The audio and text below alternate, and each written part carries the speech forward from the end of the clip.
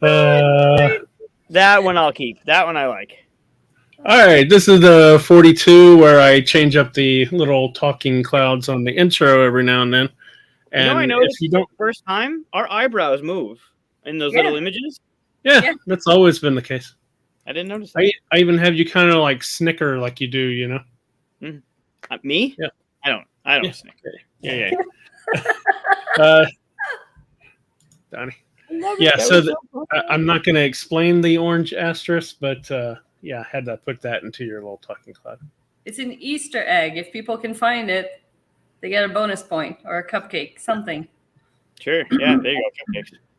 Cupcakes. So anyway, this is 42. Bunch of geeks talking about geek stuff. Andrew. And Donnie. Hey, you're right here at the beginning. Good friends talking to us in the chat. And we're going to talk about a bunch of stuff, right? But I just got back from San Diego Comic-Con, so I could share a little bit of that. And then tomorrow, I leave for Gencon. Are you leaving tomorrow? We all leave for Gencon tomorrow. Yeah, we'll all be in Gencon tomorrow. Yeah. So I've been back. I got back Monday from Comic-Con. So that's for last Monday from Comic-Con. So yeah, I don't feel like I've rested up enough yet. No. And one day, my watch. Oh, I got this from Comic-Con. It's like can't see it. You see it? Can't see it. Boba Fett watch. Oh. Good thing is that we can do that though.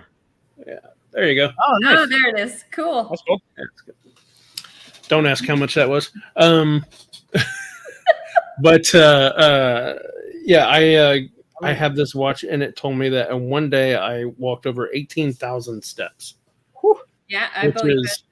Which is a lot. It was quite a bit. I didn't feel good that day. Kind of weird though, right? Because when you're at a con, you're in your booth. I mean, you're on your feet a lot, but you're not necessarily walking a lot, unless you're going from hotel room across the floor kind of thing. So there were 3 of us, so we would just alternate. You know, like they'd go look at stuff and then come back, and I'd go look at stuff. So, we're there. It was long hours too. Like for the booths, they're open till 7.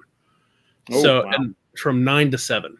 So, yeah, and you want to get there before 9 too. So, long hours of just get up and walk around and stuff. Yeah. I only saw one panel, the Orville panel. I don't know if you guys have ever watched Orville. That's cool. Seth MacFarlane zoomed in. He wasn't there, unfortunately. But, that was kind of cool to see. The problem was that those halls are so big that the people were like this big. Yeah. And I was really just watching the screen above me, and I thought, I could see this on YouTube. Yeah. I didn't have to spend like an hour and a half in line for it. Yeah. Which is actually pretty good. I heard stories about people who stayed in line for a day and a half for some panels. That's crazy. Yeah, like depending on the panels. Yeah. I don't understand why Comic-Con doesn't sell tickets. Or even if they just give tickets. Like when you get your ticket, you automatically get to sign up until things are full. It first come, first serve, just like if you were to get in line. But now all of your con goers get to walk around and buy stuff for an entire day and be involved in other things and panels instead of just wasting their entire. Oh, and the line was outside, by the way, in the sun. Oh. The line. I went to go see the Star Trek panel. I was just kind of curious, like, how long is that line? I went 3 hours ahead of time. I went there and they were like, yeah, I was outside. They said, yeah, it's half a mile that way at the end of the line. Oh my God. And I could sit there for 3 hours. And I said, do I know if I'm going to get in? They said, no, there's no way to know if you're going to get in or not, because it might fill up because people are allowed to stay in their seats and just camp there the whole time. From the panel prior? From the panel before you. Oh, no, that's not cool. I know, it's horrible. It should be like a movie theater. It's like, okay, clear the room, clean it up. Even better than a movie theater, they should make it where you can choose your seat. Like when you get your ticket on the app or whatever, they should just have the seats and H and go, oh, I want these 3 seats. Our movie theater does that. Yeah. Ours does too. Why can't Comic-Con do it? I don't know. I wonder what would happen, and I'm not sure if this is the case, but if I were allowed to get tickets, if I get my San Diego Comic-Con badge and I want to go to the Orville thing, right? I get my ticket, and you're allowed one ticket to the Orville or maybe 2 tickets per badge, whatever it is. But then I know it's like Star Wars, and Star Wars is dropping some shit. I sell my ticket, or can they link it up directly to your badge? Like, I wonder if there's a secondary thing that would cause a problem with being able to get tickets and then getting rid of your tickets. Yeah, I don't know. Maybe. There's another thing. There wasn't a lot of, like, I didn't see it anywhere. There were like Star Trek panels, and the Lord of the Rings series had a panel. I didn't get to see that or anything, but there was a lot of stuff. I didn't see a lot of Star Wars stuff for panels. Like, Star Wars had a huge presence all over the con, obviously, because it's Star Wars, right? So it's going to be everywhere. In fact, I have some pictures that are kind of cool. Yes, if you please. want to see some stuff. Yeah, let me show you.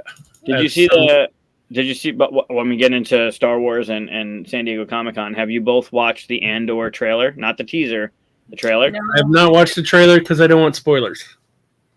But I'm about to show a droid and 2 outfits. If you count that as spoilers, and look away. But yeah, I think Andrew's right here. They're saving it for D23. There was something else I think I noticed they were making up. I won't say it because I don't know what people watch and don't watch, but so I know this was our booth, my half of the booth anyway, where I put Trobils out. So that was fun. Talked to a lot of people about Trobils. That was just funny enough to take a picture of. Who's going to pay $150? Somebody is. But I thought that was hilarious. That's the first picture I took. You are? Seriously? Of course. my sister is a diehard Golden Girls fan, and that would make a great gift for her. Well, there you go. I'll even give you the QR code there. Oh, perfect. Even better. There was a pirate ship in the bay. Sick. Oh, that's fun. Yeah. I don't know what order these are in. Sorry. Yeah, there were. Nice. This thing was so giant. Like these guys are much closer to me. This thing was so giant you could put your head in his hands. Wow. And it was animated, so they would run and it would start chasing, like moving like this, like it's chasing you. Oh, That's pretty cool. Yeah, that was pretty cool. There it is again. The little fire things were lit up. That was awesome. insane. Thanos. So this is life size. This guy's like probably about as tall as I am. I have another picture of me taken on another phone I couldn't get that's next to it, but he is so detailed. It was like being right next to the actual character, you know? But just looking at him, I was like, ooh, that's pretty intimidating. How big and giant that guy was. It was insane. Yeah, so here's the fits and some droid that's going to be on there called B2 or B.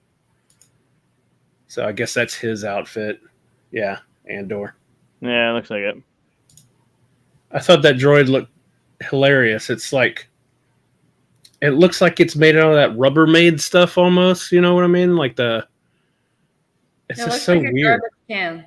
It Yeah, looks I like know. a shop vac. Well, it says that Yeah. it says it's a very old and weary ground mech salvage assist unit. It's been towing scrap and stuff. So, yeah, Cool. I thought that was cool looking. His name is B2 Emo, or just B maybe. Okay. Yep. There's me next to a pretty cool wax guy. Yeah, that's a Gandalf. There's a bunch of this awesome stuff that I kept convincing myself not to buy. Did you not buy that? I went back to it several times. I also went back to this one. Look at that Yoda. Oh man. It's probably about this big, but the cost was $165. I don't know. I knew if I got one, I'd have to continue. I know. Oh, yeah. Look at this one, though. This one I they- went back several times. Are they Sideshow collectibles? What are they? What's Yeah, the company? this is Sideshow, yeah. Nice. Oh, So- they're gorgeous. That one was $600. That's Oh my bonkers. Look how the lightsabers have that Yeah. motion to it. It's amazing. There was a giant Nice. alien. Oh, Wow. that's amazing. Oh god, that's Rosario's Ahsoka. this picture right here. That's like another one out there, but it looks like he's just like looking He's at me about from to behind. attack Yeah. her. Yep. That's And that cool. was adorable. I almost got that. Look Aw. how adorable those things are. Yeah. Well, I'm very happy I don't go to San Diego Comic-Con. I almost got it. 165. It was so close. I almost got it. I spent too much money on the watch. I forget what this is from. Dark Souls 2 or something. I just thought it was cool. That's actually lit up and stuff. So That's cool, yeah. Oh, nice. Yeah. Wow. these that is wax figures were so. There was another one that was Tom Holland, looked just like him. Yeah, that looks just like him. Yeah, they're really cool. Wow. I went by the Simon booth, and I just love these little figures. I love the show. So. Well, Aaron really loves the show, so I thought about it. This thing is huge. Like his head would probably be about that big. So, Wow. like, yeah, you couldn't put this. It'd take like a whole coffee table to hold this thing. So that's like a 1/6 scale. Yeah, maybe 1/5. One. It seemed a little bit bigger than my 6-inch figures. Nice. That's cool. And then, Oh my god. Oh my god. yeah, that was awesome. That would be here right now. That would be. Yep. It was not for sale. Oh my I didn't say I would buy it. Anyway, so cute. Yeah, he would go missing. I'm not gonna lie. Yeah. so I should have taken way more pictures, but I always forgot. The problem was that they don't allow you to take pictures until the show's on. So like we're in there beforehand, which would be the best time to take pictures. But if you try to take pictures of stuff, people come out of nowhere and be like, "Oh, no pictures until the show's on" or whatever. That makes I don't no know why. sense. Yeah. Yeah, Weird. I don't know why. I mean, wonder if it was it's always just security something- for the con. If it, people at the booth, they'd be nice enough to let you do it usually. Right. I Right. wonder if it's because they want to make sure that the pictures that get out there show how busy the con is and how popular, and like they don't want to have Maybe. anything out there that looks ghost town. I don't know. Maybe. It's the only thing I Good can idea. think of. Anyway, yeah, it was pretty crazy. I still think that Gen Con is more fun for me though. Really? Because of the Yeah, board game because- aspect. Yeah, okay, so the board game aspect of Comic-Con, San Diego Comic-Con, was basically we had that small table, right? And other than that, Simon had a booth, a nice big booth, and they kind of split the booth the other side with USopoly. USopoly is the only one that was selling games. Huh. Simon was showing off games, Marvel United and stuff like that, but they weren't selling them. And then Cryptozoic was there. They didn't even have board games. They were just showing toys. Mhm. And then that's it for the entire. By the way, all the exhibition booths and stuff like that, 4 times larger than Gen Con, easily. It's huge. It was a mile all the way down. But it just took forever. It took 20 minutes for me to get from one side to the other, just straight without stopping. Yeah, board games, they aren't really that big deal. Now, they did have like a whole hallway where they had like a board game library and people playing games, but it was not a lot of people in it. There were a few prototypes, a lot of prototypes and stuff. We could stand to have more presence in there. I don't know how to do it, but I'd be happy to look into getting more board games there and like making it a thing because a lot of people were interested in it. So then what made Breaking Games decide to send you guys there? Breaking Games is a sister company for with Print and Play, and the booth was mainly for Print and Play. So they were showing off for designers and want to be designers and all that you can get your own game produced, prototypes and stuff like that, and also talking with publishers and stuff. So I kind of I had like a little bit of portion of the table to show off Trobils and stuff. And whenever they were off doing stuff, I took over both sides because I've been using print and play long enough to where I could talk somewhat about it. So, Gotcha. Because I recognize the guy's post. I think he goes by Imagine All the Meeples on Instagram. Oh, yeah, he was there with me. Yeah. When I saw his pictures with you, I was like, hey. And that was the guy you were sharing a booth with. So, he does really, really good photography. That's Todd. Yeah. Yeah, he does really good board game photography. You should check him out on Instagram. Mm-hmm. He has my picture with Thanos. I need to get it from him. But yeah, it was a great con and stuff. But if you ask me to pick between that and Gencon, I'll pick Gencon next year. Just for the main reason that, like I said, going to a panel, I can see it on YouTube. Yeah. Right. And it's kind of the same thing because you don't even get close unless you like sneak in there hours ahead or something, or you get real lucky. So, right. I wonder if it, like, for the cost of it, like Andrew's saying, they've tried for 10 years and there's some overlap, but it's minor. If the ability is there to grow, right? Like PAX East was mostly video, and then the board game, like the cardboard, the analog started growing, and now it's got a bigger presence. I wonder if the price is a deterrent because your ROI would be so small. No, people didn't care anything about the price. Oh, you mean the price for us, or for us to be there? Yeah. Right. Like, what does it cost to have a booth, and then how much do you have to sell to make that back? So small booths are like just a table kind of thing. I think they're about 1,000, which isn't bad. But you're on a long list to get in there. That's well, sure, that's true too. But if you want like a large booth or something, I think they go up to like 4,000-6,000, something like that, depending on how big they are. But you're not going to sell that and profit on board games. It's just not going to happen, right? So I think Simon took the right route, and USopoly, by the way, also did demos and stuff. But I think they were smart that they just set up small tables, and all they did was show off Marvel United, X-Men United, the Teen Titans, and the Scooby-Doo games. Real light, real easy to demo. They were like stand-up small tables. You could just walk up. They show you how to play. You walk away.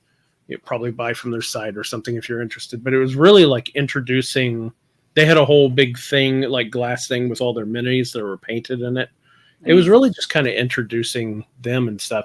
And I think if more companies, bigger companies did that, we could really start drawing people in to go, oh, there's all these board games and stuff. Because there were so many like true geeky people, obviously, at San Diego Comic-Con that just still don't know about board games. And of course, would probably love it.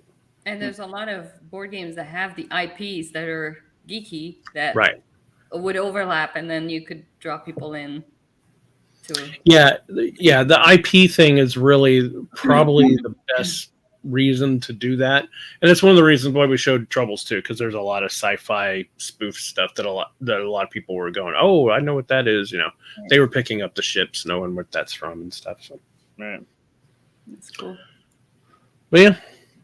All right, so I'll probably go again next year to represent hopefully a new game from Breaking Games, but if you ask me to pick between one. Did it live up to your expectations? Did it fall short? Did you what's your take on it? I think it was about what I expected. I expected the panel to be basically I wasn't going to get up close and I would just be watching one of the big screens and I could have done it. I expected that. I didn't expect to get into the Star Trek panel. I didn't expect to get into I didn't even try to get in the Marvel one. The Marvel one was after the Star Trek one, like 2 hours later. I was like, there's no way. If I can't get in a Star Trek one, I'm not getting the Marvel. And chances are a lot of people would have stayed, like you said, if you don't have to leave. Yeah. So what about from the hall perspective? Not personal walking around? Like, what about for like, did it live up to your expectations? What that walking around the hall would be like? The exhibition hall? Yeah. I mean, so we have a con here called Comic Palooza in Houston, and it just felt like a bigger, badder version of that. So, all kinds of geeky stuff. There's panels and stuff like that here, but you get to see any panel you want to get into and all that stuff. So I almost preferred the smaller version because you feel like you see everything. I know I didn't see everything at Comic-Con. It truly was a mile long from one end to the other. And it wasn't just one long hallway, obviously. There was basically miles and miles. So I would go out for like an hour and a half and just kind of wander around trying to see things. And I'd come back and say, I saw this and this, and they'd know to go look for that kind of thing. So I was there the whole time, and I know I missed huge chunks of stuff. Did you see some cool cosplay?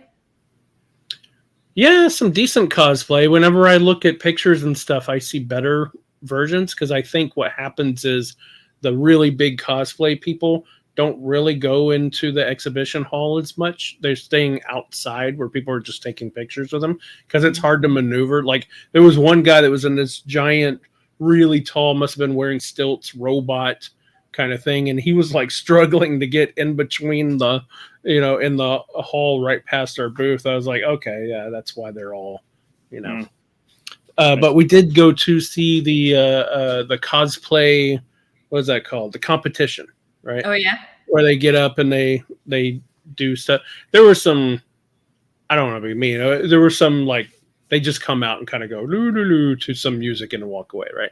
And then there were some huge productions which were crazy, but there were some fun ones. My heart broke for one guy. They said they introduced like how long it takes them to make everything and stuff. It took them 2 years to make it, and it was this huge, like, I forget who it was, but it was this huge helmet and skull and this orange liquid thing with armor and all, and like he looked amazing. He came right out and fell off the stage. Oh my God. And they had to take it, like he must have been hurt or something, limping or something. They had to take him away, and that was his whole it. That's it. Oh my God, that's awful. Everybody was like, oh, and we all clapped him, all that stuff, and we felt so bad. That's awful. Yeah, it was probably the best looking one too for the like 5 seconds I got to see it. Yeah. Wow. What a shame. But there were some really cool ones. There was Vi from Arcane. If you've seen that, you guys need to watch that show. I know you haven't seen Arcane. I've watched it. What? I've watched it. You watched Arcane? That's right. That's right. We talked about it. Yeah. So Vi, I'm 3 in. Oh, are you? Okay. So she had the giant gloves, and it was even, she could move it, and the giant fingers would move and stuff. That's cool. Really cool. Yeah. So that was fun. I mean, tons of fun. I had lots of fun. I was like beat up every day because I'm out of shape. So hopefully this week I've healed up some and gotten stronger for Gencon. There you go. I'm just bringing loads of sugar, so I'll be okay. Yeah. That only works for so long. I have more candy than yeah. Sugar and coffee. Arguably get stopped for smuggling candy, I think, this time. No, are you going to be exhibition, right? I'll be around. Oh, okay. So I was looking at, let's talk about Gen Con. I was looking at the exhibit hall here. I have it here. I can show you.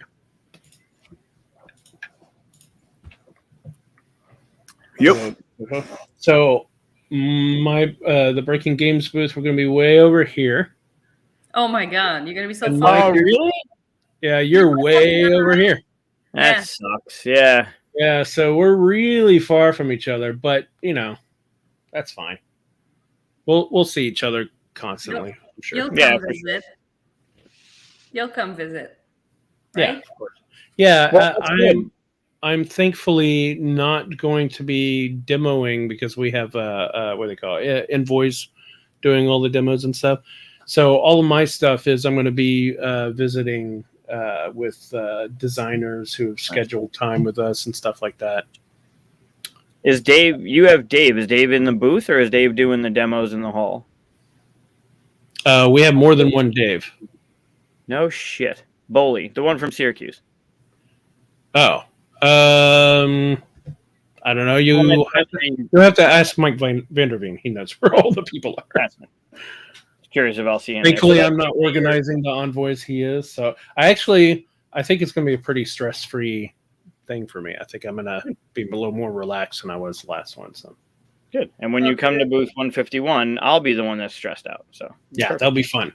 I'll take pictures. And then you'll get to meet Donnie and Corey. Yes. They're going to be there for mission control, right? Yep. Nice. Yeah.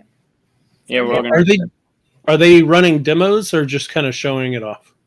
Do you know? They're going to be in the booth. They're not tied to any specific thing at all. So you'll be able to, if you are showing up there, you'll be able to meet them, talk all things mission control. They're also pitching their own designs to other companies as well.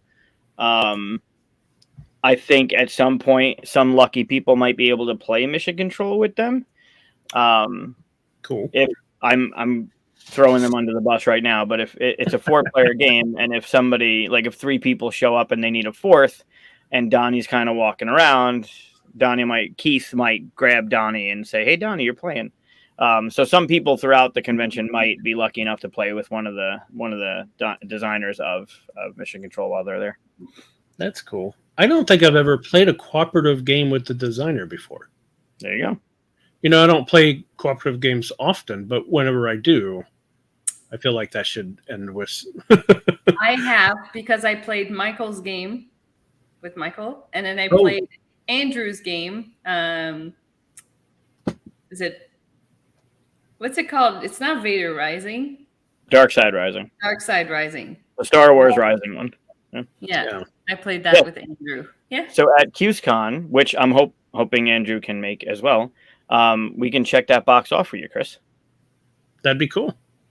Yeah, or if we play with Donnie or Corey, right?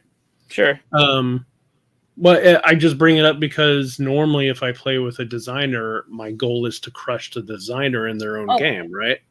But if you're playing cooperative, you can't do that, right? Right. Yeah, that's true. Yeah, it's funny because that's how it feels when I'm playing on the live streams with Thundergriff, and like I played the new roll and write that they're gonna have coming out, and the designer, I think maybe both of them were there. Anyways, and my goal was to crush them. Yeah. I don't know why. It's just like it's not gonna happen, but yeah. I mean, I played Asking for Trobils last week with a bunch of people on Tabletopia, and somebody beat me. There was the first time playing, and they were like, "Yes!" Like I could see, you hear it. Yeah. Like they're extra happy because they killed the designer. So yeah, you gotta let them win. It's better. I didn't let him win.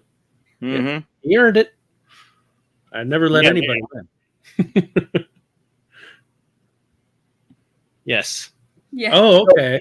That is a good way. Yeah. You can blame you have to blame it on the designer, right? They lose. Yeah, and when you lose, immediately tell them how you can make it better. Yeah. That's what you do, right? When you play with the for sure. It's a house rule. It's a house rule. You should house rule this. It's kind of cool that you're on the opposite end of the hall, because one of the things we can do as a collective while we're at Gencon is go from one booth to the other, like live stream it and just talk as we're walking. That'd be cool. Yeah. Fun. Also, you tend to get to know what's around your booth more. For sure. So that'll give me reason to expand the walk around more, Yep. So that'd be good. After Comic-Con, it's going to feel a lot. It's going to be like, this ain't nothing. Mm-hmm. Yeah. But yeah, that's going to be fun. Gencon, both of you have been to Gencon before, right? Yep. I went last year, so it was smaller. Oh, that's right. Because not how small was it compared to what it is today? Can you tell from the maps or anything like that? I feel like there was a quarter that was blocked off. Okay. Yeah, it was considerably smaller. There was a whole back. There was on the left side, kind of behind where 3WS is, the 100 200 block. There was like a room that you could sit in just to get away. Like that was never there. There was a restaurant, not a restaurant, but a food service place that was closed. That wasn't there. They put up these walls, like pipe and drapes, to block off a lot of stuff. So it felt smaller. It definitely it looked still chaotic because there was still like when you take less people but you shrink the thing, it still looked like it was a lot of people there. But the weird thing last year though is that there were a bunch of booths that ended up having no shows. Yeah. So people had booked spaces and then you'd walk in the aisle and all of a sudden there's like a big square of carpet and it's not being used. Like it's just weird. Yeah. Hey Matt. Hey Matt. And we'll see Matt at Gencon too, right? He's gonna we need to find Matt. That's on my to-do list. Yeah, he's gonna be at the 25th century booth, if I'm not mistaken. Let's find out where he is. For a few hours every day. I hope I got that right. Yeah, he's on my to-do list. Yeah, because he's got those special coins. 25th century, so 1457. I'm not letting the cat out of the bag, Matt. You've been posting on Facebook about it. I just pay attention. Oh, you're back here. Oh, it's right in the middle, in between us. Oh, nice. So I'm here, so I can travel along here. See Matt, get my coin. Hopefully, come over here. 151. See you guys. Nice. There you go. Yeah. Yeah, it looks bigger than last year for sure. But I wouldn't be. There's going to be a lot of empty spaces, right? There's going to be people that don't show up for reasons. Like I just saw Robert from Arcane Wonders post today that he had 2 helpers drop because they're sick.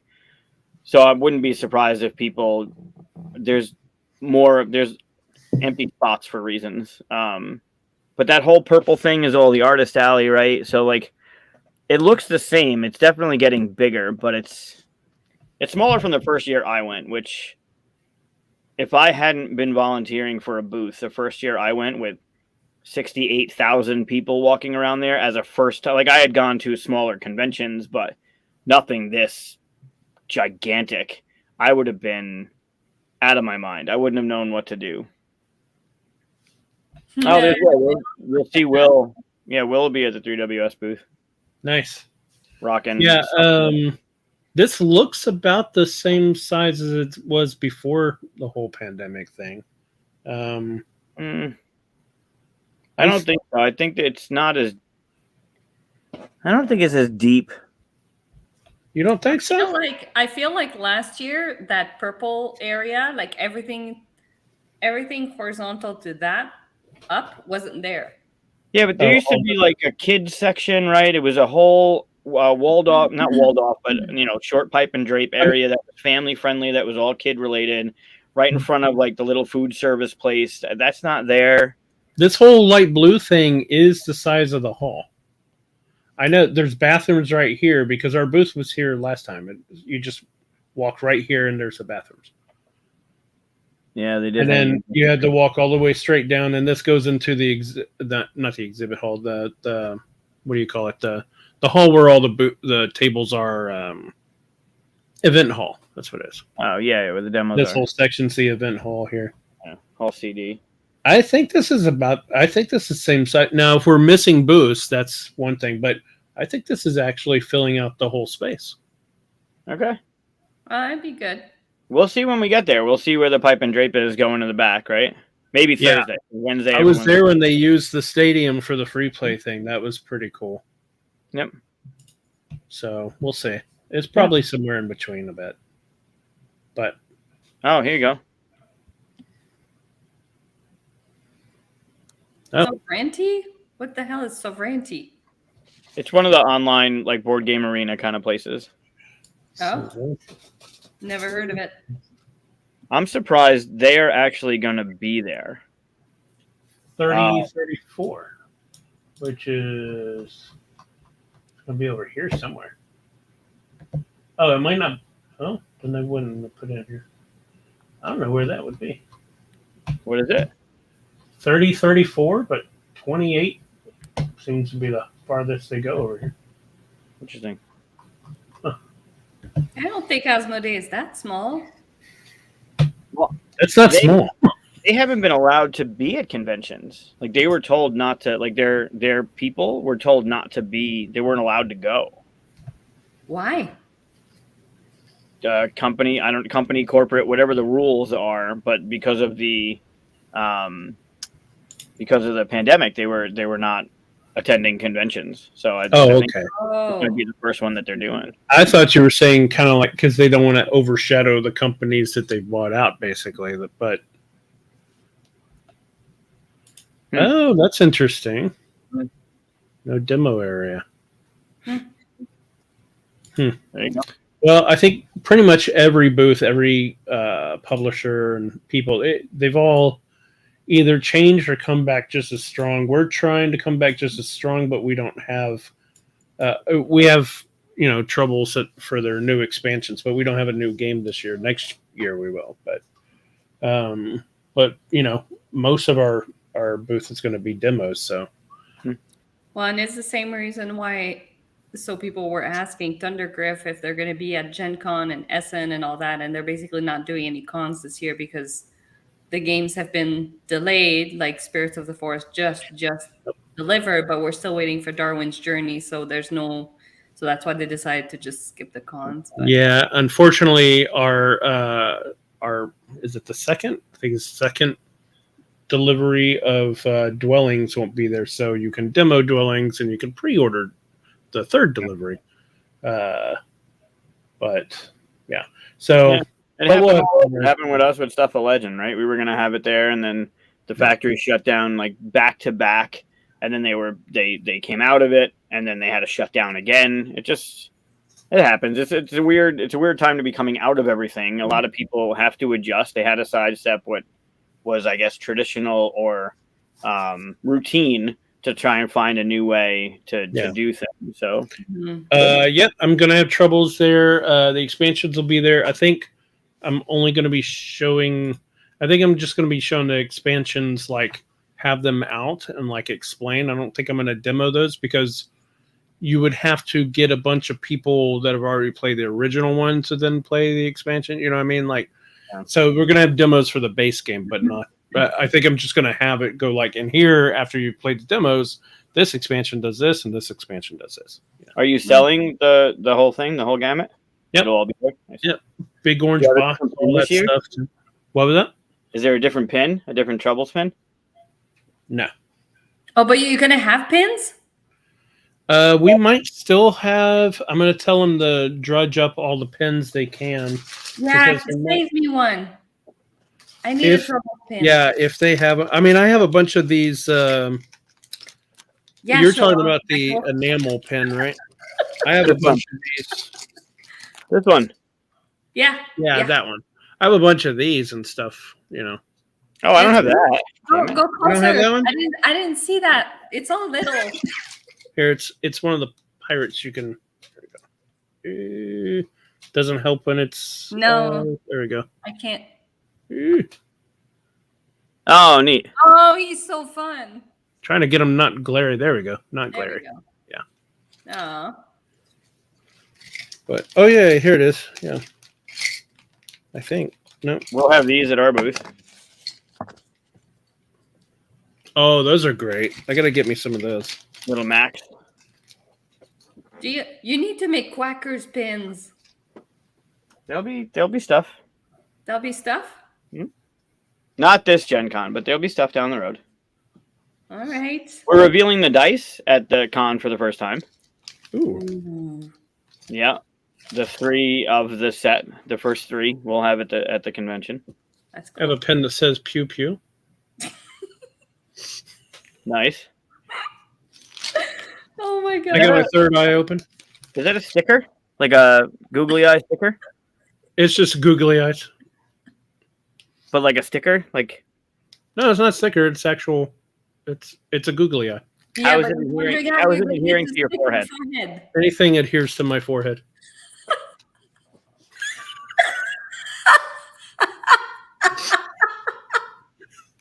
It's just a weird thing. Oh my god.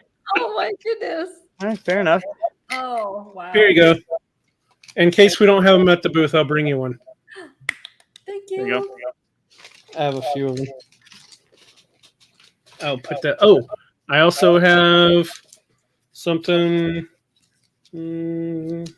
for Mike there. Oh yeah, you do. What is it? Also found this.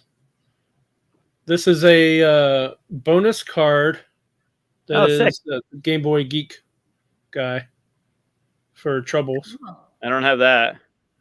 Yeah, I found a bunch of these, so I'll bring you one of those. Nice. What was the other thing that you showed really quickly and didn't really?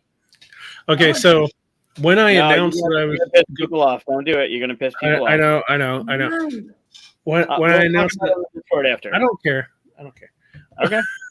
When I announced that I was going to San Diego Comic-Con, I was asking, is there something I should see or what will I miss? Instead, I got a bunch of people asking to grab them, the Gray Hulk. Yeah.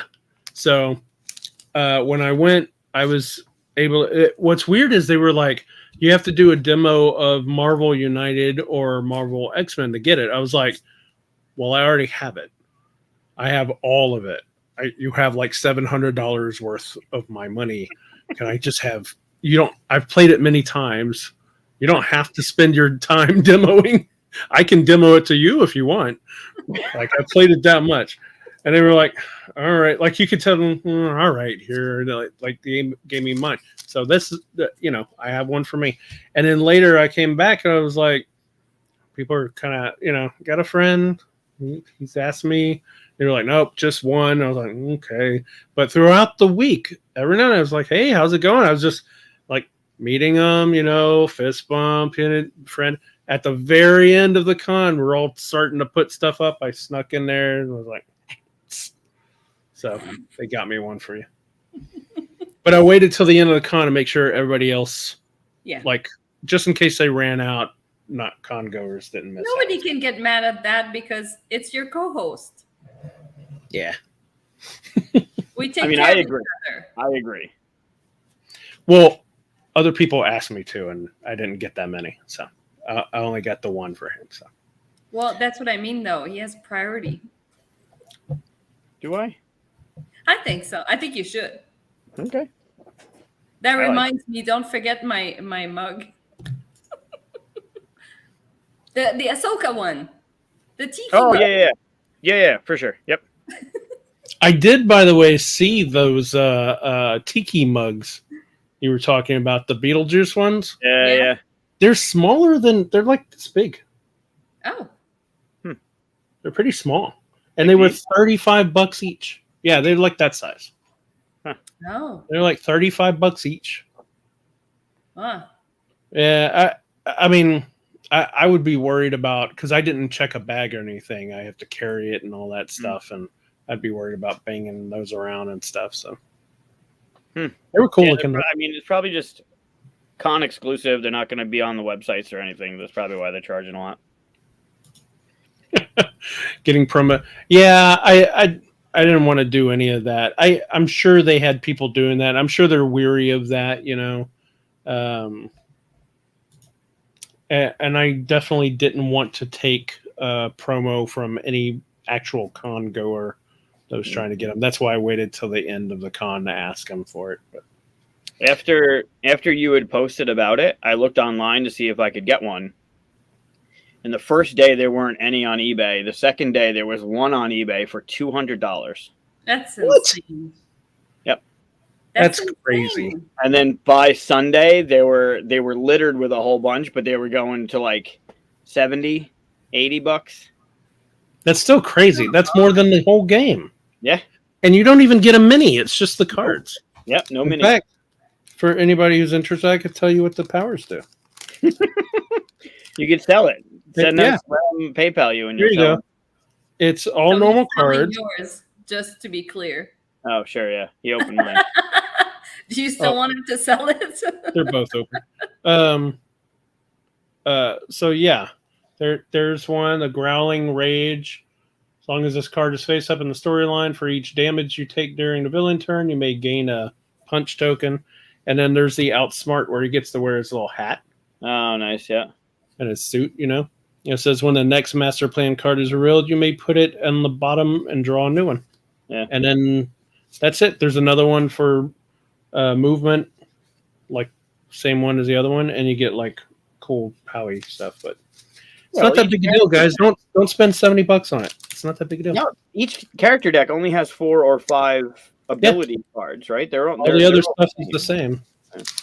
The good thing is the base game of it has come down drastically in price, that you could get a second copy of United just for a Hulk mini and paint it Gray Hulk.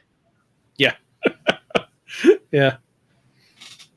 Yeah, that is the sad part. I was kind of hoping that the mini would come with it, but I understand. Yeah. There's no place to put the mini anyway, right? No. So. Nope. That's cool. Thanks for picking that up. Yeah. I expect $75 when I get that. Yeah. I'll buy it on eBay right now. Yeah. Yeah.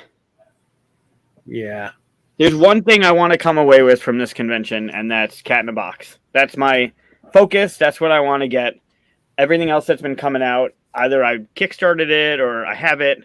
I just want a copy of Cat in a Box. That's my goal this weekend. That's a good point. Have you played it? Yeah, yep. I love it. It's great. I haven't played it. We played it at Origins multiple times. Then we played it at QSCon Tuesday, the Tuesday after. The Sunday before we switched over to Bullfinch, we played. That was the game that we played at the bar. It's a great game. So we can look at this real quick because we've done this before recently, right? Where we talked about the stuff coming up. We talked about it when Stuff of Legend only had 20 thumbs, and now it's north of 70. Nice. Core Quest is going to be out. That'll be fun to see. It's expansion. That's cool. They have an expansion coming out. Well, they have an expansion that they're. Oh, okay. That's the base game. Oh, okay. Yeah, it'll be fun to see. This is the one I got to check out for the con. Yeah. Just because I'm a huge Star Trek fan. I love the artwork. Starship Captains. I was hoping that was for sale. Told me to check it out, and I think it was the designer. Yeah. I made a post, and I think the designer told me you should go and check it out. And I'm like, I don't even know what it's about, but is it kind of like Star Trek? I mean, I don't know too much about it other than what is on BGG. It has a lot of Star Trek stuff. I talked about it last time. It's got some Star Trek looking stuff. Of course, it's not Star Trek, but like I'll show the drawing real quick. I wish it was for sale because I definitely want to grab this. Yeah, I remember that old robot. Yeah. That's right. We did talk about it. Yeah. Thank you, Steven. Yep. Steven's the best. What? I said Steven's the best. I think he's going to be, I want to say he's going to be at DeVere, but I could be wrong. He is. He's doing Red Cathedral. He was talking about Steven, Red Cathedral. Hopefully you've played it by now. Red Cathedral is unbelievable. It's so good. Oh, no, I haven't played it. I need to play it. And there's an expansion. Red Cathedral is great. Just buy it. Yeah. I don't know anything about the expansion. The base game, get it. Get it. Order it on Amazon. Have it for when you come back. I think you guys would love it. Nice. I need to get Gutenberg. Oh, yeah. That game's great. I'm interested in the other one that they're releasing. Brazil. It's for sale. Yeah, which one?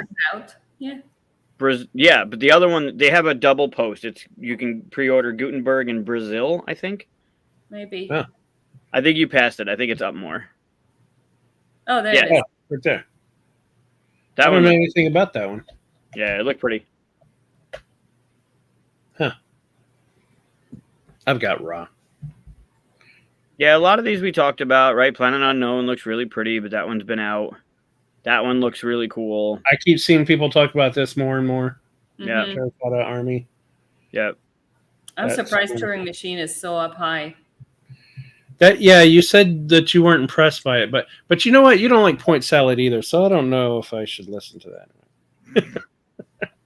You'll like Point City though, right? I don't know. I have to try it. It could be good. At least you're willing to try. Oh wow, that's gone up. There you go. It's probably pretty one of the best covers there, right? Huh.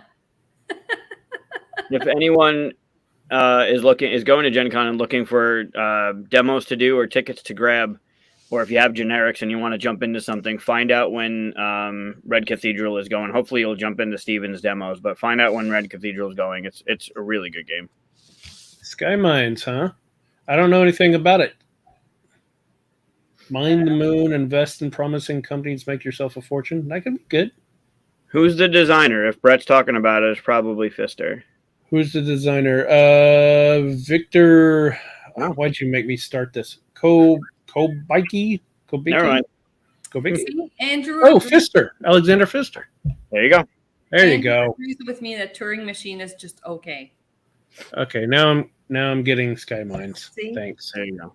Oh, that's why we talked about this last time. Sky Mines is the Mombasa game. Turing Machine is just okay. Okay. All right. You know, what do you think of Point Salad, though? No. That otter on the Meadow expansion, I just want to squeeze it. Yeah. It's so damn cute. Meadow is it's a good game. It's a really good game. Mm. Oh, speaking of squeezing. Oh my God. Look how huge. Come on. It's one of those very soft, squishy things, too. Nice. That's great. Did you get that at the con? No. Aaron got that. I just saw it and grabbed it on the way back in here. That's cool. But, yeah. I don't know anything about the Guild of Merchant Explorers. There's Cat in the Box. Game's great.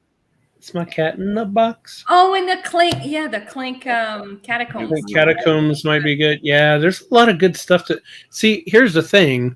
I know I'm going to get to at least see this stuff, maybe buy some of it and stuff.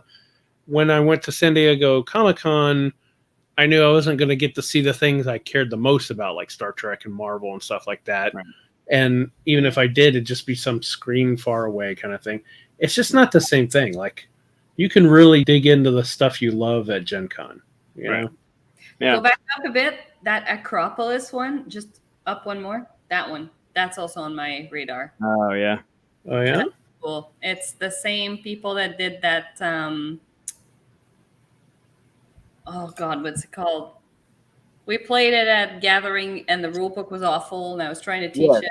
The Ginkopolis. That's right. That's it's right. I think it's the same people. Gotcha. You know, I've had that game since it came out, and I played it like once or twice, and I was like, yeah, it's all right. And it sat on my shelf forever. And then, like, for some reason, it became this huge grill game. I guess it went out of print or something. It did. Everybody was going nuts about it and stuff. I was like, oh, I guess I should go back and play it and stuff. It's really good. It's just the rule book is really, really awful. Yeah. I don't remember it being that bad. It could be. I just don't remember it. Did you pre-order it to pick it up at Gen Con, or did you pre-order it just to have it shipped when it's available? So I did the pre-order for pickup of the Star Wars Villainous to grab from the booth while I'm there, and they actually did they used Eventbrite and they used tickets, and you have a certain spot to go and pick up your game, which I thought was really clever, which we'll probably adapt for next year. I'm curious if they have that one available, because I want to grab it if possible. Cool. Hey, Scott. Oh, nice. Oh, hey, Scott. How you doing? Aldi. All right. Well, that's totally not using your website on our video. Go away. Oh. All right. I need to pre-order. Scott, you're not going to Gen Con, are you? I think you said you weren't going to. Well, maybe you are. Decorum. Yep, we played that before, didn't we? No, we didn't play on the show. We didn't play on the show, right? Yeah. Yeah. I mean, we have a show where we went through all of this and stuff, so we won't go through in detail. Nope. But it's interesting to see the order now that people have finished voting. Yeah, no, it's adjusted a little bit. No. Yeah, feel better, buddy.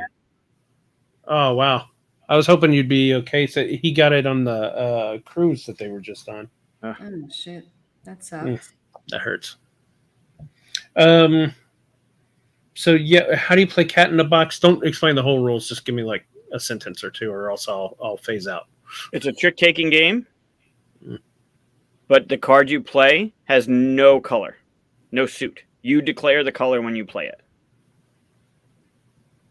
And then there's a board, and whatever suit you claim with the number that you place, basically you go and take that spot. So it's almost not area control, but kinda. A little bit, because you get points for depending on whatever. But like that grid right there, right? There's a row of red, a row of blue, a row of yellow, numbered. So there can only be one person to claim the yellow one, right? So once you drop, if you put a 1 down and you're claiming it's yellow, then you get to put your chip, your colored chip, on the yellow one. And then it becomes a little bit of a kind of like an area, I guess, area control, where you're getting points if you get a certain amount of tricks based on how many you have orthogonally adjacent to each other. But the cards themselves are right there in the front on the bottom of that screen. And when you go to play it, that's when you're declaring what color it is. So somebody leads with a card and they're declaring what suit it is. But all of the cards have no color. You declare it when you play it. Mm-hmm. And really the bits are like this, because they sell the deluxe and it's got these translucent little bits. And basically like you get your player color, but they're so cool looking. Yeah. The game is just... It's just so well done. I really enjoyed it. It's $30 and it's worth it. Hopefully they have enough copies. Matt, you're obviously not looking at the screen. You're working while you're listening to us because you didn't see that Scott's saying hi to you.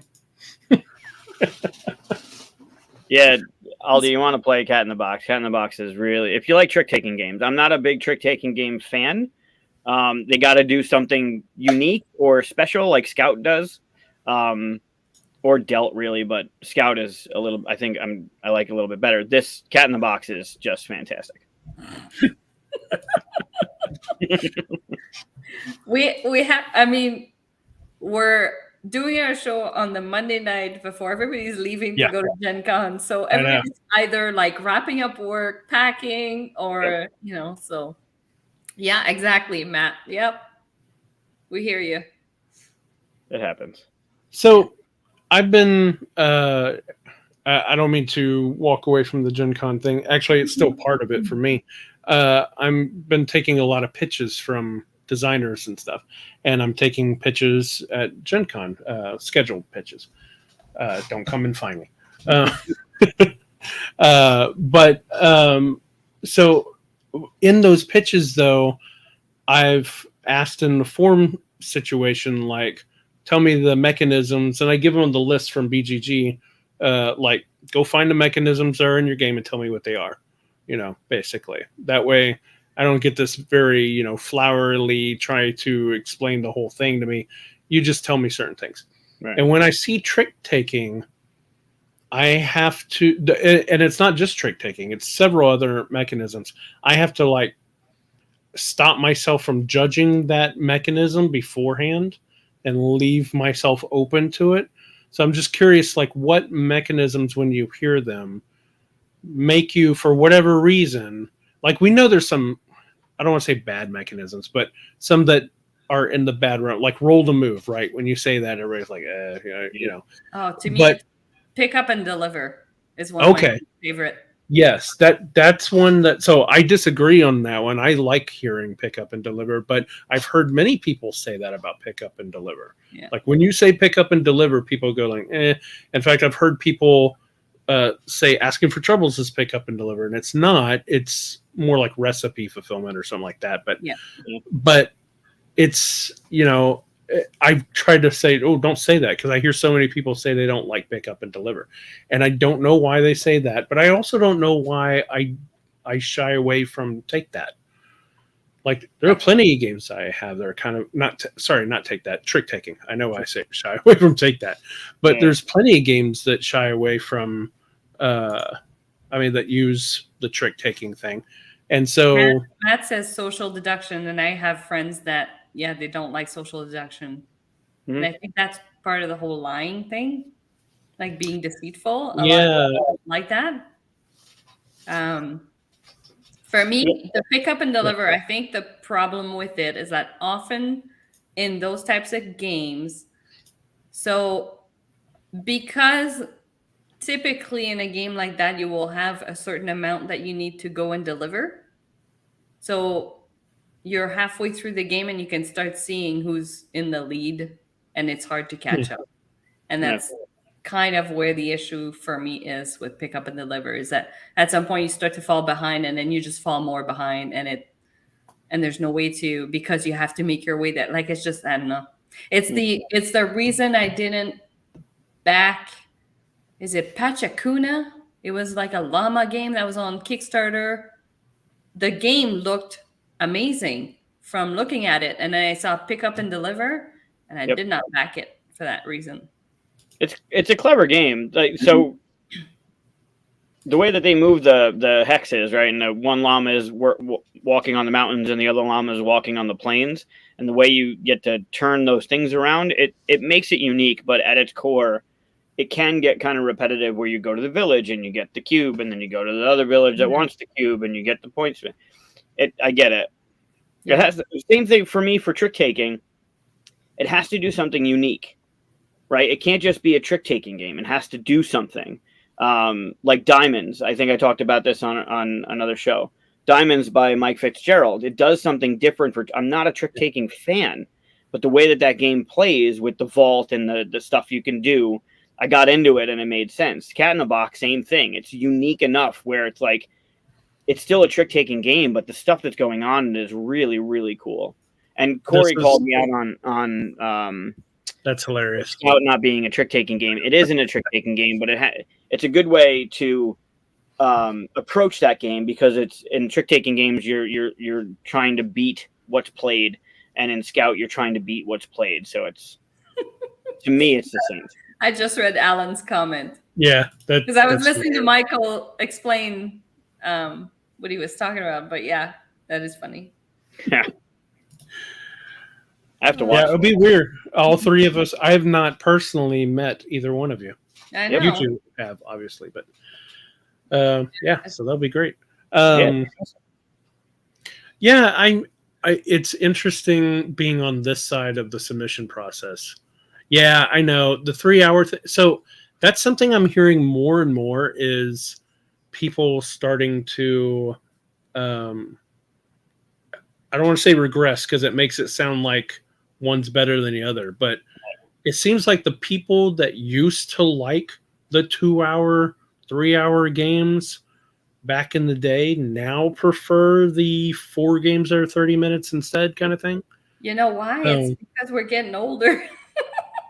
Well, that's what I'm asking. Honestly, the stamina of like concentrating for that long, the learning of a heavy game, it's definitely like, I have a friend in my gaming group that he's definitely at that point. He's like, I don't do those big games anymore, and I get it.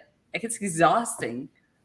And I don't understand that. If you're spending the same amount of time at a table, if you would rather play 4 different games at 30 minutes a piece instead of 2 hour one game. In fact, you're playing less because you have setup and put up. No, because so in a 3 hour game, you have like a long-term plan that you kind of need to strategize through the whole way. And that's called fun. Yeah, but it also demands, I think, a lot of concentration and a lot of like thinky. Like, they're heavy for a reason, because there's a lot of planning. There's a lot of like adjusting to what other people are doing. We don't play to win, you know that. That's not the fun. You don't have fun only if you win. No, right? No. This is a good point too. I play to win, but I don't care if I lose at the end of the day. It doesn't matter. Oh, I mean, this point is true for especially older games that have that runaway leader thing and all that stuff. Sure, there are definitely games that are like, I'm talking about good games that could be anybody's game throughout the whole thing, right? Right. Yeah. I mean, I played Terra Mystica recently, which is it's kind of that's a chunky one. It's a chunky one, but that one I think because I've played it several times, I'm like I go back to it and I'm happy to play it because I know it relatively well. I remember it relatively well. I never win at it. I don't have a winning strategy at all. Doesn't matter what faction I am. But yeah, I would say that one is on the cusp of like my attention span for a long game. Like I wouldn't go much more than that. And I think it took us 2.5 or 3 hours with having to kind of like refresh on the rules. But yeah, that's about as long as I'll go. So I saw a post on Facebook that asked me what my top 10 games were, and I just blurted out what it was. And I made this fun little graphic because I like graphics and stuff. You do like graphics. There you go. So that's my top 10. You have some really good ones in there, but they're all 20-minute games. That's what I was about to say. That's what made me think of it. Is they're all at least an hour, if not more, long games, right? Istanbul is probably your shortest. Yeah, Istanbul probably is the shortest. Yeah. Yeah. Unless you're a really great detective. Dwellings can be relatively, like it's not a super long game. It depends on how many people you're playing with. I play with the Oracle that makes it a little bit longer. Yeah, I like the Oracle. Yeah. Orleans can be long, but I love it. Oh, yeah. I was going to ask that, Corey. Thanks for bringing that. How many of these has any of you played? He's only played 2. I, of course, highly recommend all 10. I've played 7? Nice. I've played 1, 2, 3, 4, 5. Okay, that's not bad. 50%. What are the 3 that you have? I have Crusaders. I haven't played it yet. Oh, okay. I think. Do you like Rondell? Concordia. That's not true. I played 6 of them because I did play Concordia at Origins a long time ago. Do you like Rondell games? Yeah. Yeah. Okay, you'll like Crusaders then. Yeah, you'll like it. I'm a huge fan of Istanbul, and obviously 5 Tribes is my number 1. But Istanbul, to me, that the way that the workers move is amazing. I love that. I love that. Yeah. It's such a unique game. No other game really does what Istanbul does. So right. 9 out of 10. Nice. Well, which one? I got to know now. If there's just one, no path. That's usually the one I think that people either that or Deus. Yeah. I think those are the 2 most rare ones that people haven't played on there. And Path of Light and Shadow is my favorite deck builder because you can cull and or promote your cards in there. So like one card can be promoted like up to 3 or 2 different times. And it's like, and they all specifically advance in different ways and stuff. There's no other deck builder that does it that cleanly. I highly recommend it. Of course, they're all my top 10, so of course I'm going to recommend it. But sure. So what are the 3 that you haven't played, Mike? I haven't gotten Arc Nova to the table yet, although that's been a favorite on QSCon Tuesdays. That's been hitting the table, I think, almost every week. I have not played Path, and I have not played Detective. I haven't had the right group to play Detective yet. However, Bobby keeps offering to play. I just haven't taken him up on it. Has he played before? He loves it. I think he recommends it with the chisel. Yes, so do I. Yeah. I imagine he would play the chisel then because if he knows the story already, right? Yeah. The chisel is basically the dungeon master, the game master, or whatever, who runs the people that you question. But even that part of the game, being that person, is fun. I played 3 games in a row as that person and loved it. That's awesome. And what are the 4 that you didn't play, Katia? So the same as Michael and then Crusaders. Oh, okay. Yeah. Well, you're close to getting right up there. So, all right, cool. I mean, this wasn't really that planned. Other than I made the graphic because I like graphics. But I want to see. We don't have time to do it for next Monday, but I want to see your top 10 under an hour. Oh, that's a good one. Maybe we ought to make that our next. We should do that. Not next show. Not next show. Not next show. In fact, are we going to have a next show? Because I just found out I'm going to be getting back like on Monday night, so I won't be able to make the next show. I'll be home on time, but we can talk about that off the air. We'll figure it out. Yeah, I'd like to do a recap with us. I'll just call in from the plane. I'm sure the person sitting next to me would love that. What time do you get in? We could start the show and have you join. Oh yeah, you should do it from the plane. That would be awesome. You never know who you're sitting next to. You can be that obnoxious, loud person on the plane who's talking like, "Yeah, so it was super awesome." Oh my god! We could do a live poll. Poll people on the plane. How many people played board games? How many times have somebody? Every time somebody does that in a store or a public place where they're walking around with their phone, like right here. Yep. And they're talking on speaker, and I just want to walk up and just go, "It's a phone." Yeah. I know. I don't have to be involved in this. Yeah. I want to start screaming, offensive words and stuff around them just to make them run away. Yeah. I know. It's there's always that one person. Oh, Andrew says he'll be there. Hey, if I can't make it, you guys see if Andrew wants to join. Yeah. Although I hate missing Andrew. I love being on there with Andrew because he's a great What time do you get in, though? Because we could always start the show and then just have you join.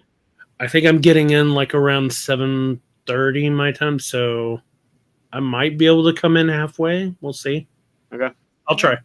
Definitely. All right, we'll talk about it. We'll talk about it this week together. That's right.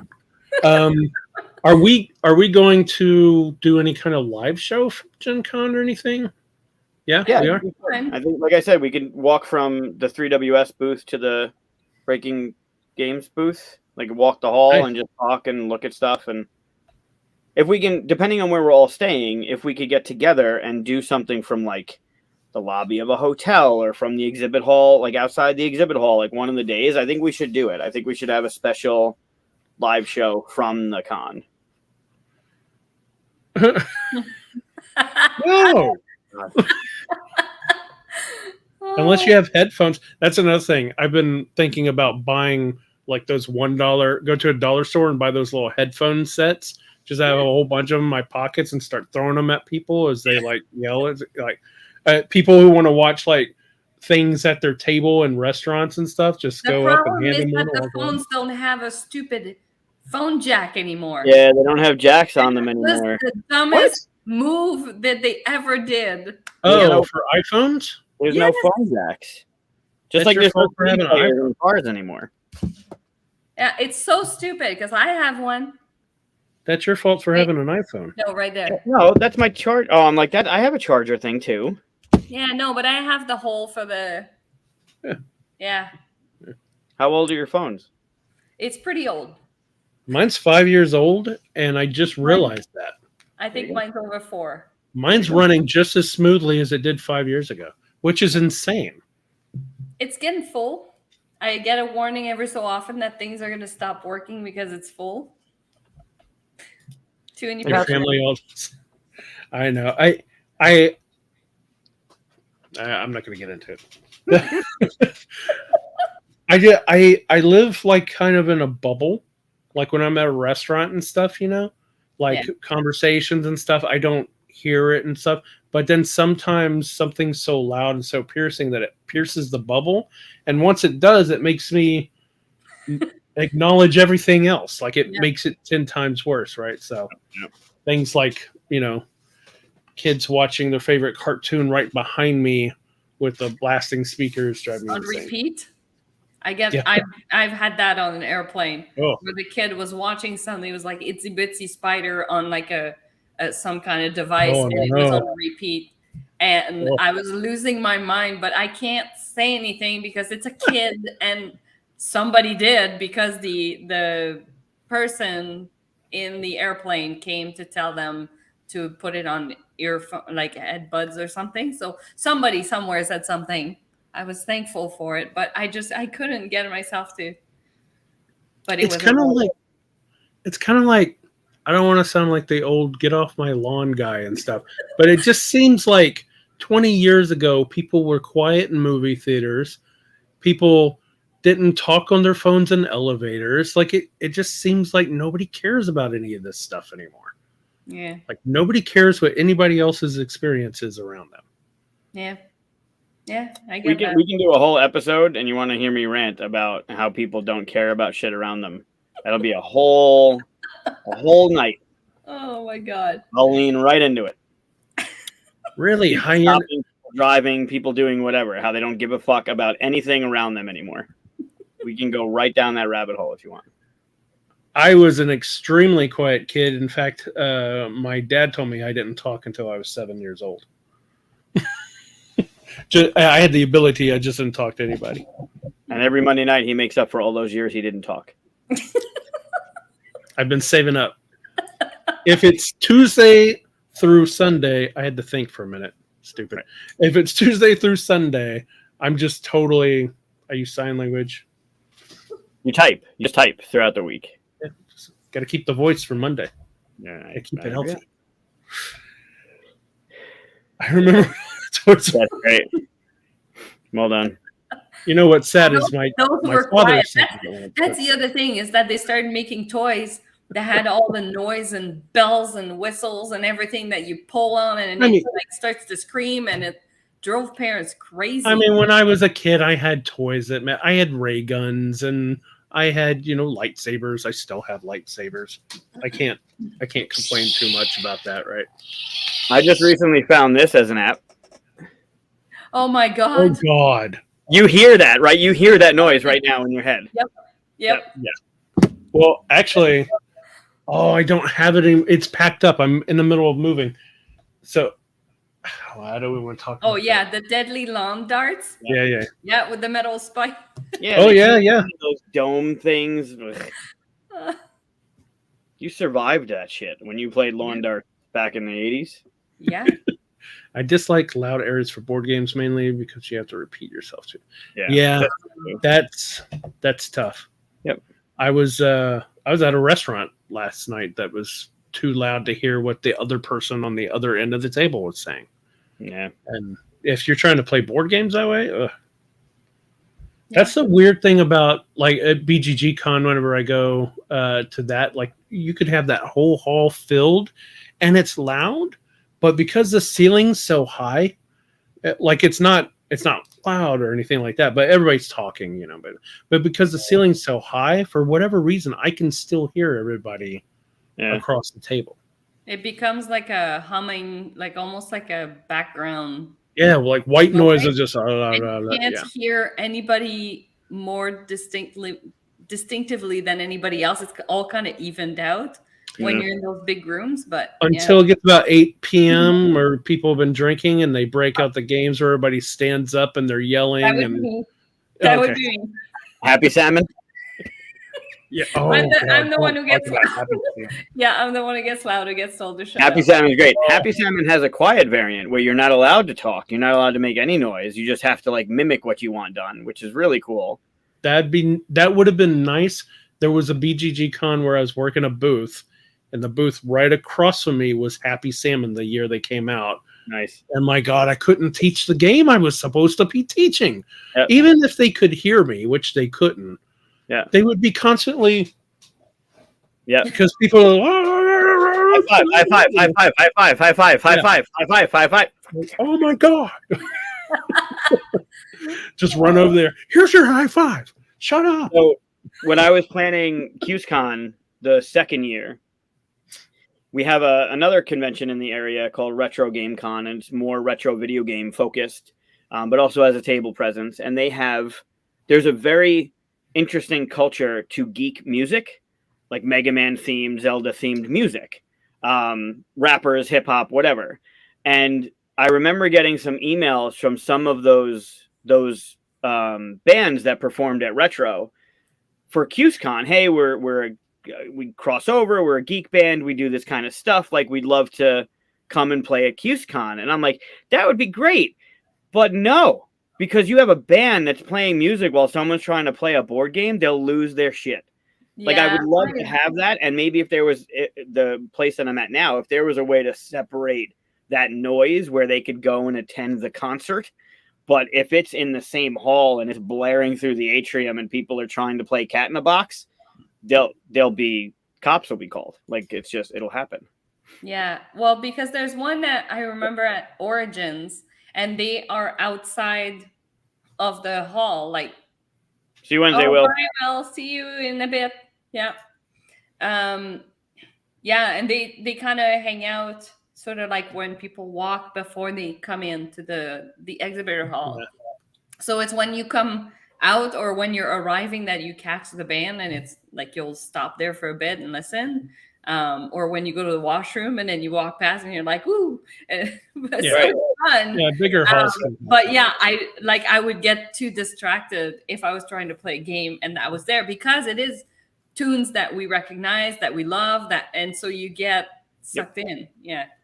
Yeah. It'd be really cool if you were playing, like, video game wise, if you were playing Mega Man and someone was playing the Mega Man music live, like, that's different. Yeah. But if you're trying to figure out your strategy in Twilight Imperium and you hear the Zelda theme followed by Mike Tyson's Punch Out, followed by like some hip hop thing that's using all these geek references, there's no way. Like, you can't. I was just thinking how fun it would be that, like, say you're playing old style Mario and there's a band doing the music for you, but then what kind of look would you give the band when you die and it goes like that little thing? You'd be like, you don't have to do that part of the music, right? Yeah, that'd be hilarious. Yeah. Oh gosh. And they can mess you up too. That was like when you used to play Duck Hunt and then you would miss and the dog came out and laughed at you. Oh my god. You just wanted to.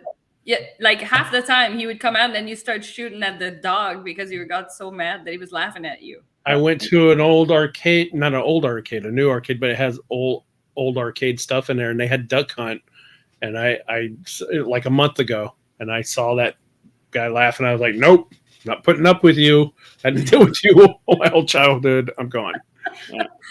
Yeah. At last year's QsCon, there was the Hot Wheels tournament. Jason and Luke had set up tracks, and the kids could go and do races, and then we had brackets, and it was really fun. Lance was there, Undead Viking was there, and there was a huge thing with him where he became like the heel. But it was really fun, and I got 2 emails. Hey, could you move next year? Could you think about moving the Hot Wheels out of the room because it was distracting? I'm like, it was a half an hour of kids having fun. Like, where am I going to put it where it's not going to be, like, I'll put them in a closet? Like, how do you, I don't know. So it does get, so thinking, like what Will said, thinking about having a band there playing for, like, a 45-minute rap set, it just wouldn't work. Yeah. I mean, people get rowdy. Sure. It happens. We played, in 2019, Steve had run, there's a Viking game, and I'm not going to even try and pronounce it, but you have like a sock with like other things in it, and there's a treasure chest. And you as soon as you put your hand on the treasure chest, you can't take your hand off it, but you're blindfolded. And you take turns trying to hit the person with your sack. So while you're blindfolded, you can move around, you can lay on the floor, you can do whatever, but the person something like that. The person that's about to hit will say your name and say, "Can I hit you with my sack?" And then the person has to respond yes. So you can like lean over and say yes, and then try and duck to try and fake them out. And you're swinging this thing, trying to hit them first to 3 points or whatever it is. We played in the ballroom. There weren't any other things going on, but it was loud enough that it was bringing people into the room. Are you sure that your friend didn't just make up this game and you were the only one blindfolded? Because that would have been hilarious. I've seen videos. Oh, okay. Yeah, there's videos of it. It's super. We're doing it again this year. They did it last year too. Steve will do it. Darnavalier. I like the Nitavalier. Yeah, I don't know what it's called. It's like Yam. I think Evan's just having fun. I don't know what it is. Next QsCon, Stomp Live. There you go. Blue Man Group. If I come, I could be one of the Blue Men. There you go. Whatever you want. And I've been practicing my drums. Perfect. You'd be the first Blue Man. You'd be the first person in the Blue Man group to have a goatee. A blue tee. Sure. Because I'm not going to. A blue goatee? A blue goat? No, I'm not even going to go there.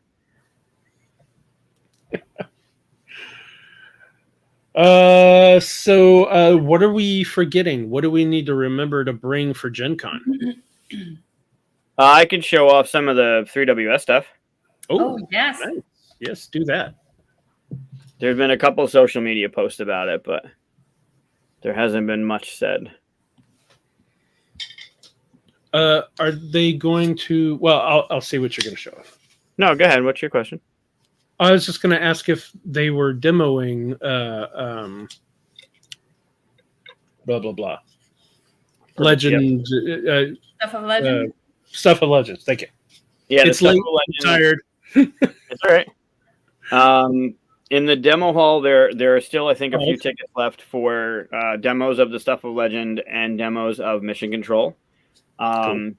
At the booth, we're not demoing, like you're not gonna be able to play through anything. We're showing off most of the Charmed and Dangerous, the Arcane Academy, Bacon, the card game. Like, we're showing off the stuff at the booth. The only thing you'll be able to play at the booth is this fancy new game by our viewers, Corey Andalora and Donnie Coleman, co-designed. I'll show you. See, that was your cue to share. I'm doing the share. I'm just trying to figure out in what order I want to share it. All right. I'll show this first.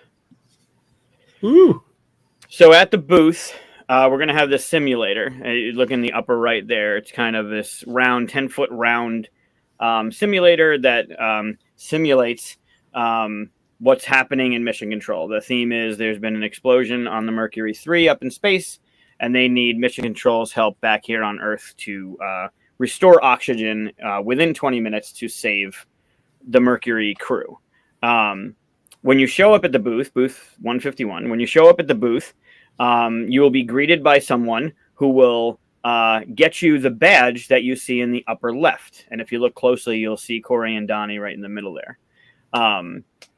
They will take your picture. They will ask for your name and your call sign and print up a sticker that will place on that badge with a lanyard and give it to you, which will grant you access into the simulator, which is where you will be able to play the game. Keith will be there. I think he's going to go by Keith. He might change his name a couple times throughout the weekend. He will take you through the game. He will show you how the game plays. Basically, it's your training mission to be certified to help the Mercury 3 crew, right? By playing the game at our booth, you will have your first medal, which you look in the lower left. That little thing is on the back of your badge, and you'll have the opportunity to complete all 5 of the medals for the convention. And the first one is just entering the simulator and playing the game.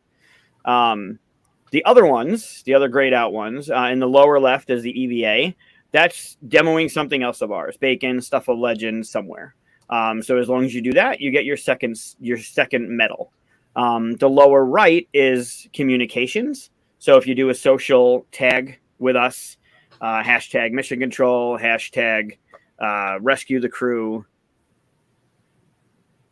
Sorry, is the medal coin or button or like what is it? Sticker, like is it... your medals, you're earning your medals. They're stickers that'll go on your badge. Oh, okay, cool. So the lower right one will be your communications one. You just show one of us that you've shared it socially, and you'll get that medal. The upper right one is your rescue. If you successfully rescue the crew, you'll get medal. Yep. You'll get that medal. So if you play the game at our booth, not in the demo, only at our booth, and you rescue the crew, you restore oxygen in the 20 minutes, you'll get that medal. And if you can get all 4 of those medals, you'll get the completion medal in the center, which is your saga medal, and you'll earn the pin, the lieutenant pin in the lower right. So the only way you get your pin is if you get all 5 medals, and you get the medals the way I described. So stop sharing. Start sharing. It's a good thing I gave you control of all this stuff. Sure. There's your pin. Oh, nice. Yeah. It's so official. Very official. Very excited about this. Here is a close-up of the badge. See, Evan? Yeah, come by the Breaking Games booth, say hi. Yeah, you got to stop by. It's going to be a spectacle for sure. Oh, actually, I have. I will definitely see you, won't I? Well, yeah, absolutely. So this is the front of the badge. That little box in the upper left is where your sticker will go, your actual sticker. Then stop sharing. Start sharing. You're making me dizzy with all the shares. I know. There's the back of the thing. It's so much sharing. That's the back of the badge? Of the badge you'll get, yep, for stepping into the simulator, for joining up for the training mission. You'll be walking away with this thing with your picture on it, and a lanyard, so you'll be able to wear it as you go and do these other things. No homework. I don't have any homework. I gave up homework a long time ago. Then there is... What's the other thing? Oh, this thing. So this is a little preview of this is what the thing looks like. Oh, fun. Volume. Yeah, so if you look, before I hit play, if you look right in the background there, you'll see Donnie and Corey trapped out in space. Cool. But yeah, this is going to simulate you're inside the rocket, and you're working with Mission Control to restore the systems. So they're outside restoring some stuff as you're doing whatever. So thematically, you're trying to save this entire crew because they're running out of oxygen. But this gives you a little idea of, it's like a 10-foot circle. The inside is all inside the rocket ship looking out at Earth. And then you'll see Donnie there and Corey on the bottom. It's pretty cool. That is cool. So inside there will be your stations. The game has 4 stations. One is the Ethernaut controlling all the valves and tubing and everything to restore oxygen. And then the 3 mission control cities, Cologne, Bengaluru, and Houston, will have stand-up easels with giant posters that we've enlarged for the dry erase stuff. And the game is 20 minutes long, and the only way you get that save sticker is through that. There are no tickets. There's nothing. You can't reserve a spot. You can't get a ticket through Gencon. You got to show up to play it. So yeah, it's going to be a big spectacle. We're right across from Lucky Duck, so you can't miss us. And if you're from Houston, you get a free game, right? I'm not saying that on air. Oh. We'll see. Cool. Man, it's going to be fun. It's going to be interesting. And we'll probably show that off whenever we do some kind of live thing from the show too, right? So. Well, I'm definitely going to be loading up social media with pictures and videos and a whole bunch of stuff. So if you're not following us or like us or whatever, the full 42 on the Discord, 3WS on the Discord, or Facebook stuff, my personal one, it's going to be everywhere. So, all right. Well, guys, I got to go pack. I haven't even packed. We got to get ready. So normally we have nice long 3-hour ones, but I think might have to cut it a little bit short this time. That's fair. You can still go on Discord. I can plug in while I'm packing and. Yeah. Well, plus I don't want to get tired of you guys. I'm going to see you all the week, right? Tomorrow, technically, we could meet up tomorrow. Oh yeah, that's true. Actually, I'm landing. I think around 7. Okay. No, that's not right. I'm leaving I'll probably land around 3 or 4. Oh, so yeah, we could technically meet up tomorrow night. Oh, we should. Yep. Cool. I'm doing a team meeting at 8-ish. Yep. So either we meet before or after. I mean, you're a night owl just like we are, so we could always meet after too. Very cool. Cool. All right. Well, are we going to Discord or are we? Yeah. All right. Yeah. We'll be there for a little while anyway. We'll be over there for a little bit. Come over to Discord. Link is in the description. Don't forget to like and subscribe. Yep. Oh, yes. Yes, please. Like and subscribe. Oh, also, I was supposed to do this when I was talking about Comic-Con and do this when we were talking about Gencon. Yeah. Like and subscribe. You saw what I did last week. You know what? Last week, it was like and subscribe the whole time. I think we got the most likes we've ever had. That's great. Yeah. Oh, wow. So and we've been going up in subscriptions steadily, too. So, All right. Cool. Yes. So, see everybody later and a little bit later this week. Literally, we'll see you tomorrow. Yes. And Mike, your orange Trobils box is upside down.